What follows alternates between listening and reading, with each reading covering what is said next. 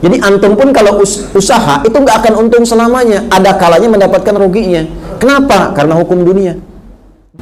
Saya mau menanyakan tentang tafsir Quran surah 61 As-Saff ayat 10 sampai 14 tentang sebuah perniagaan yang tersebut hingga ayat 14-nya.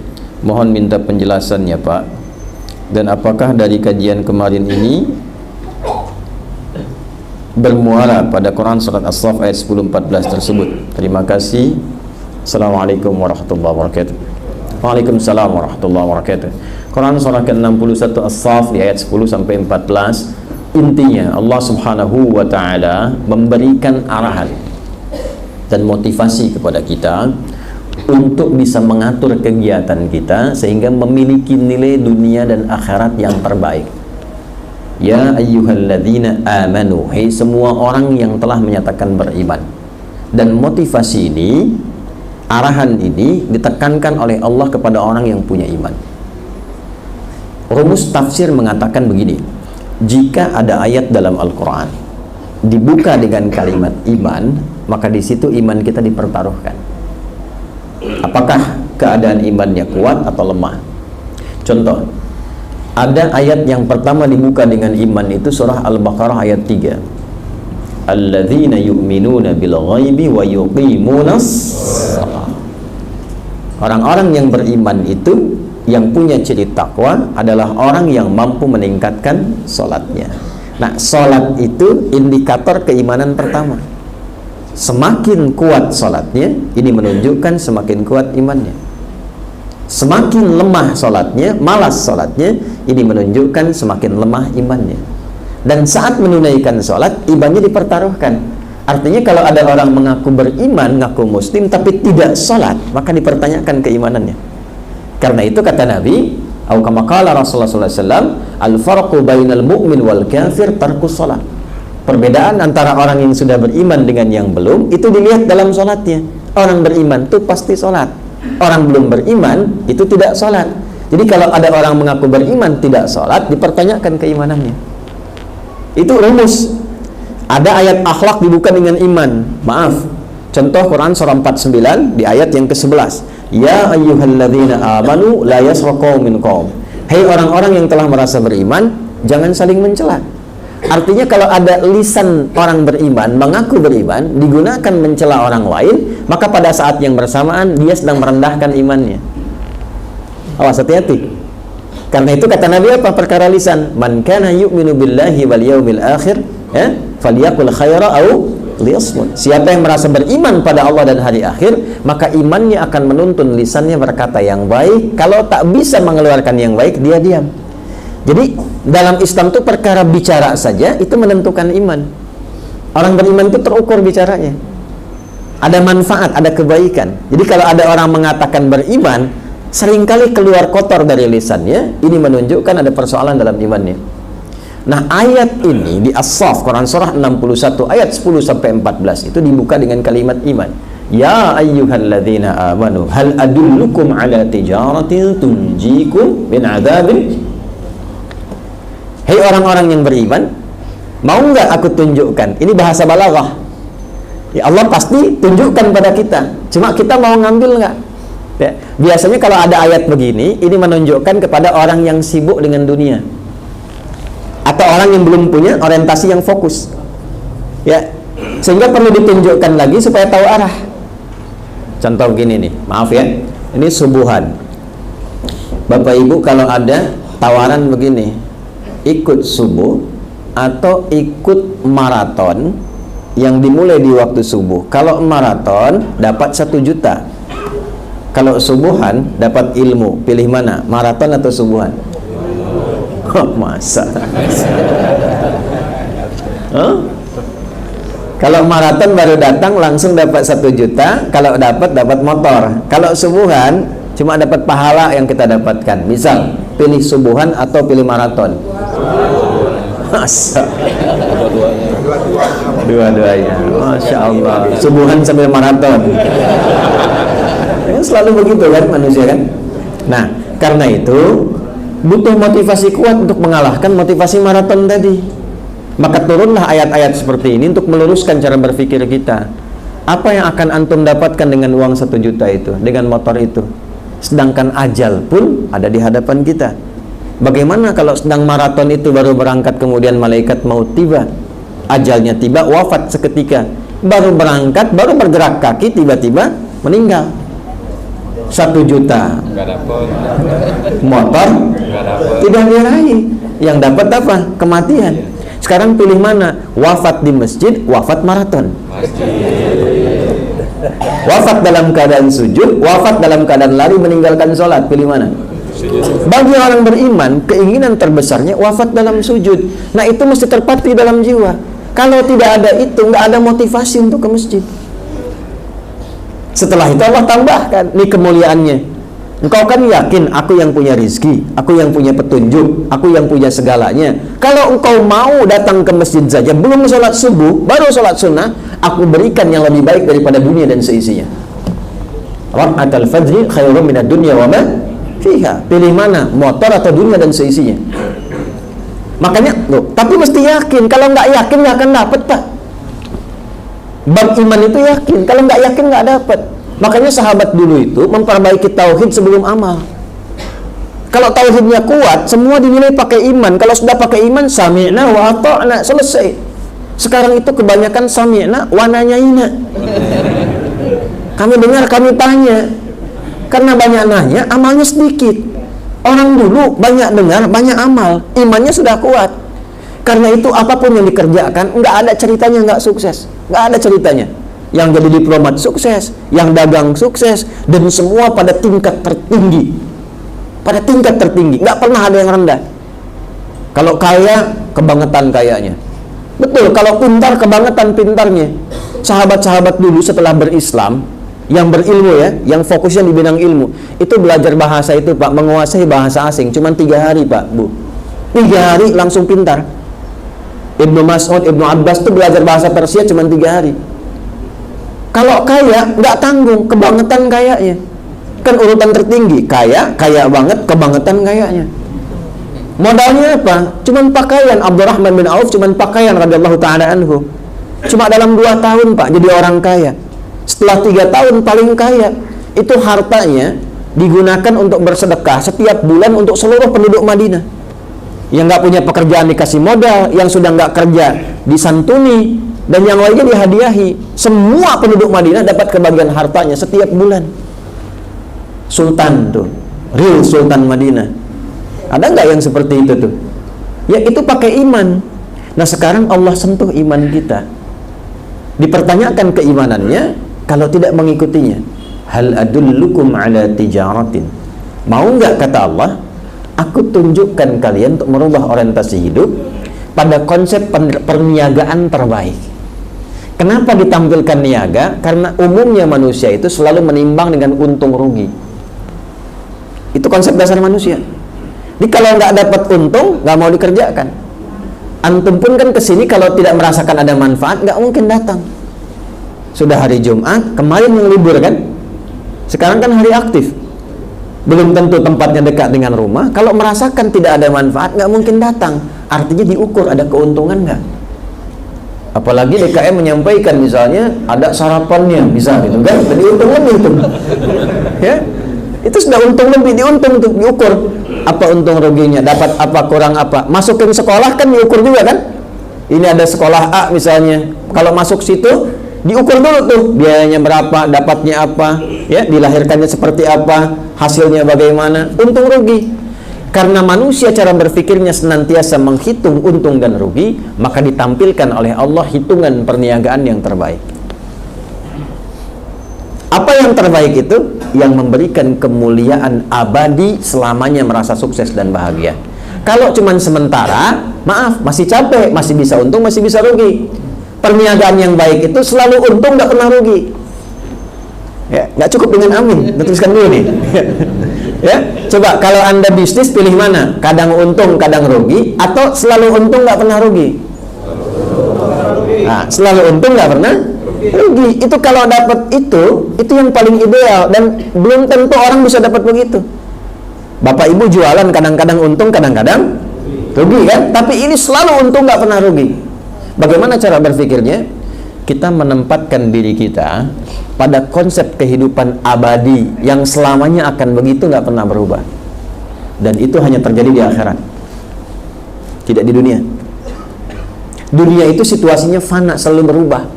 Wa tilkal ayyam nudawiluha bainan nas. Roda kehidupan dunia itu kadang di atas, kadang di bawah. Kadang senang, kadang-kadang sedih. Karena senang mendapatkan syukur, sedih untuk bersabar. Konsepnya begitu. Jadi antum pun kalau usaha itu nggak akan untung selamanya. Ada kalanya mendapatkan ruginya. Kenapa? Karena hukum dunia. Dunia itu tempat ibadah. Kalau untung terus, kapan sabarnya? Nggak pernah antum merasakan nikmatnya sabar. Sedangkan yang dekat dengan Allah itu karena sabar. Innallaha ma'as sholihin. Kalau antum nggak pernah sakit, selalu sehat terus, nggak akan merasakan nikmatnya istighfar saat sakit, nikmatnya berdoa saat sakit. Dikasih sakit, fisiknya lebih kuat lagi, doanya lebih kuat lagi. Itulah dunia. Tapi kalau antum nggak pernah pengen sakit, ya, nggak pernah pengen rugi, selalu pengen nikmat, nggak capek hidupnya, itu di akhirat. Hukum akhirat itu selalu sama sifatnya, nggak akan pernah berubah. Artinya nikmat saja. Tapi kalau sakit terus. Karena itu orang yang cerdas mempersiapkan kehidupan akhiratnya, dia niagakan aktivitas dunianya untuk mendapatkan keuntungan yang sifatnya abadi di akhirat. Jadi ubah dulu cara berpikirnya. Kita kan akan meninggal. Siapa yang tidak akan meninggal? Boleh angkat tangan. Hah? Nah, karena yakin akan meninggalkan dunia ini, kan pindah alam kan? Nah, alam setelah dunia sifatnya abadi, namanya akhirat. Makanya pakai ta, akhirah, ujung, nggak ada alam lagi. Maka kalau di dunia kita tinggalkan, ya sewajarnya saja, kan cari bekal. Orang cerdas adalah orang yang menyiapkan akhiratnya, karena disitulah kehidupan abadi dia. Jadi kalau dia siapkan bekal sekarang, bekalnya banyak, bawa ke akhirat, kaya di akhirat, kaya terus, gak akan rugi. Itulah perniagaan yang sesungguhnya. Tapi kalau nggak disiapkan bekal, terlena di dunia, kan ditinggalkan dunianya. Akhirat nggak akan ditinggalkan lagi, dunia ditinggalkan. Karena minim bekal akhiratnya, fakir dia, fakir akhiratnya. Maka rubah cara berpikir dia. Kalau yakin memang akan meninggal, maka siapkan bekal untuk pindah tempat. Antum dari rumah tadi kan, pengen pindah sementara ke sini untuk ikut taklim, bukankah butuh bekal? Kalau nggak ada bekalnya, belum tentu nyampe ke sini. Nggak ada kendaraan, lambat nyampenya. Orang berangkat menjelang subuh, antum ba'da asar udah jalan, capek, ya kan? Begitu nyampe nggak fokus karena kelelahan, butuh bekal. Jadi hukum itu pindah tempat butuh bekal. Kadang-kadang setiap tempat bekalnya beda. Dan di sini ada yang pengen umrah haji ke Saudi, mata uangnya sama tidak? Beda. Hukumnya sama tidak? Baru antar dunia hukumnya sudah beda. Sekarang akan meninggalkan dunia, jangan berharap hukumnya sama. Karena itu bekalnya pun pasti beda. Jangankan di akhiratnya, masuk kuburan nanti, maaf ya, dari dunia ke alam kubur, bekalnya nggak akan sama. Sekarang pakai baju begini nih, apakah baju yang ini akan dipakai saat masuk alam kubur? Tidak. Lalu apa manfaatnya bekal yang kita kumpulkan selama ini? Tuh. Bukan berarti tiap hari harus pakai kain kafan, tidak. Ya. Kan ada tempatnya, dunia pakai seperti ini, alam kubur ada tempatnya, gitu kan? Nah, yang kita persiapkan itu apa bekal ke kuburnya? Beruntungnya kita sebagai muslim, babnya sudah lengkap. Semua pulang kecuali satu, yaitu amal soleh. Ya, maka kita mesti jadikan nilainya, bukan pekerjaannya. Nilainya rubah dari amal menjadi soleh.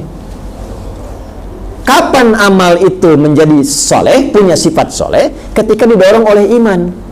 Karena itu, setelah Allah mengatakan diselamatkan dari siksa neraka, apa setelah itu? Tu'minuna billah. Rubah semua kegiatan itu karena iman, karena Allah subhanahu wa ta'ala. Bicaranya pakai iman, memandangnya pakai iman, kerjanya pakai iman. Kerjanya di tempat yang sama.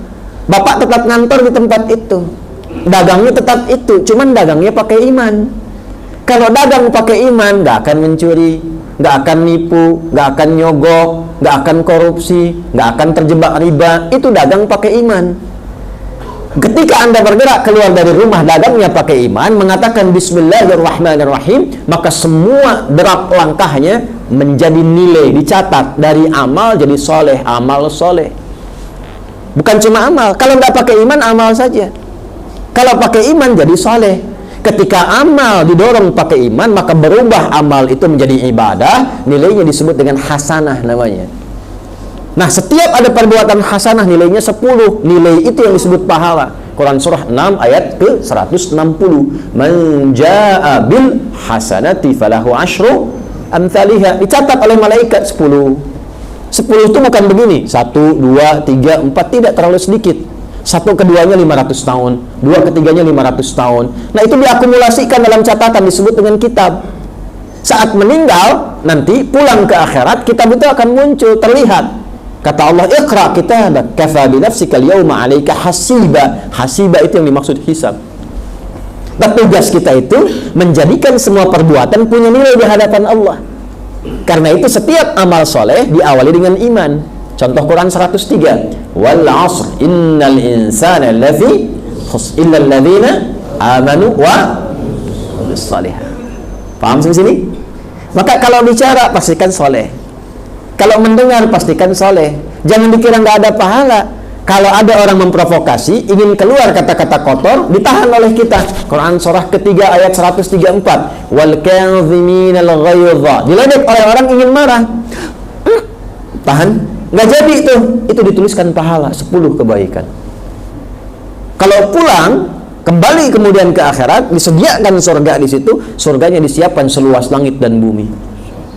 Ya, kan ayat 133-nya begitu. Jadi orang cerdas itu dia menyiapkan nilai kebaikan dunianya untuk bekal akhiratnya. Begitu meninggal dunia, dia tinggalkan dunianya. Dunianya sukses juga. Apa dikira Utsman nggak kaya? Kaya. Abdurrahman bin Auf kaya.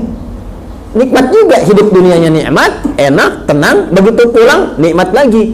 Jadi dunianya dapat hasanah, di akhirat dikonfirmasi hasanah. Itulah kenapa sering kita berdoa, Rabbana atina fid dunya wa fil akhirati wa qina.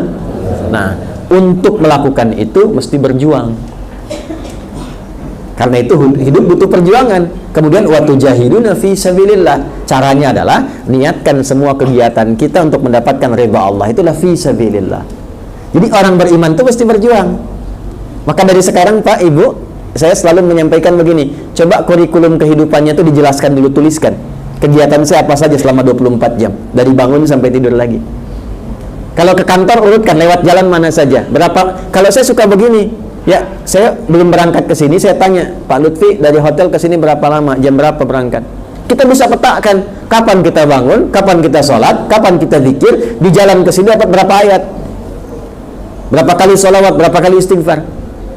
Itu sudah terukur. Nanti kalau sudah jadi kebiasaan otomatis.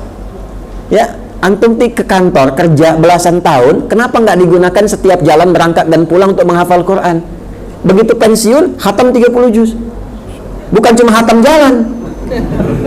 Ya, jalan pulang juga khatam. Jadi begitu pulang ditampakkan pahalanya, pulang dalam keadaan tenang. Jadi meninggalnya pun dalam keadaan enak, hidupnya enak, pulangnya enak. Karena begitu akan meninggal tampak pahala. Itu yang menjadikan dia senyum, karena diperlihatkan pahalanya. Ya, itu yang dimaksud Quran surah 89 ayat 27 sampai 30. Ya ayyatuhan nafsul mutmainnah irji'i ila rabbika radiyatan mardiyah fadkhuli fi ibadi wadkhuli.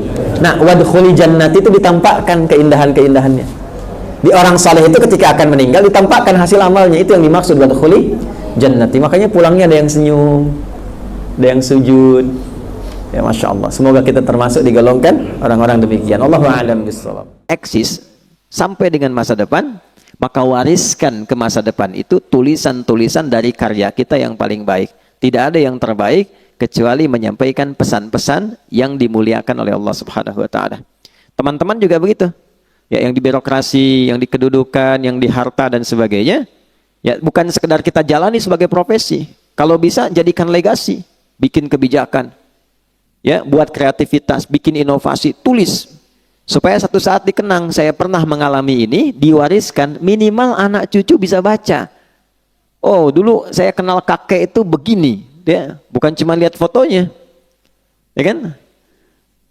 Wah, kakek ganteng juga ya. Oh, ternyata pernah main sinetron, ganteng-ganteng serigala, gitu kan?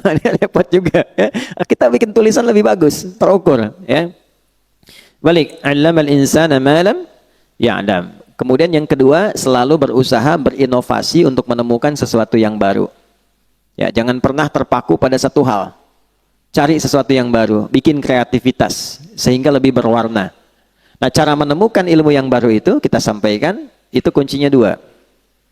Satu, rajin mendekati Allah, ya kan? Kita sudah ambil dalilnya di Quran surah 18 ayat 65, ya kan?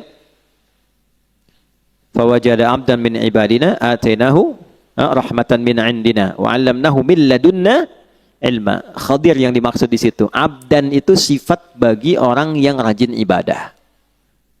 Nah, biasanya ini catat rumus ya. Ini saya belum pernah kasih rahasia nih, tapi pagi ini rahasia di antara kita nih ya. Kita bagi dikit nih. Jadi di Quran itu nabi saja itu panggilannya itu dibagi 3 oleh Allah. Oke? Bagi berapa? 3. Untuk panggilan ya, bukan penyebutan nama. 1 nabi, ya ayyuhan nabi. 2 rasul. Kan? Yang ketiga abdun. Kalau misinya adalah pesan untuk menyampaikan informasi di lingkup pribadi dan keluarganya.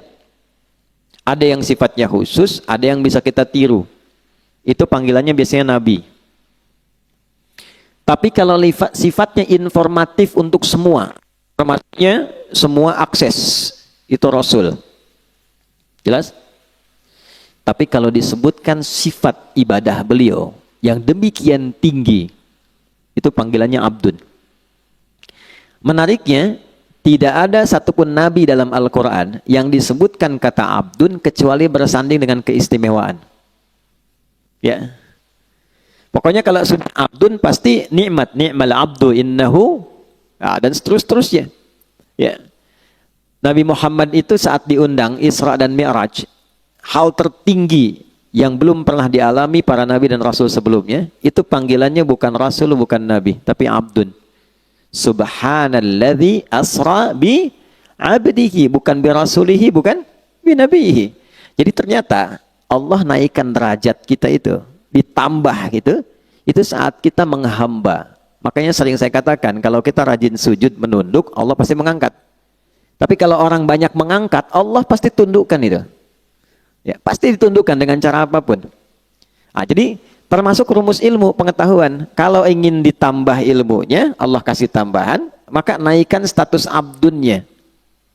Dan di Quran, amalan seorang abdun itu selalu dibuka dengan iman. Iman dulu, baru amalan, baru jadi hamba.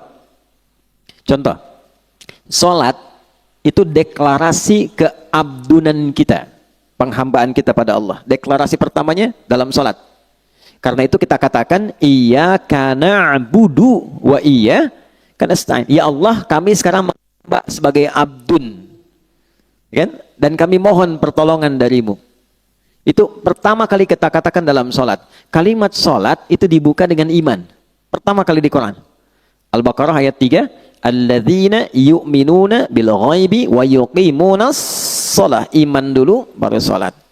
Nah, kalau salat konsisten, imannya diisi bagus, itu persamaannya ilmu diberikan.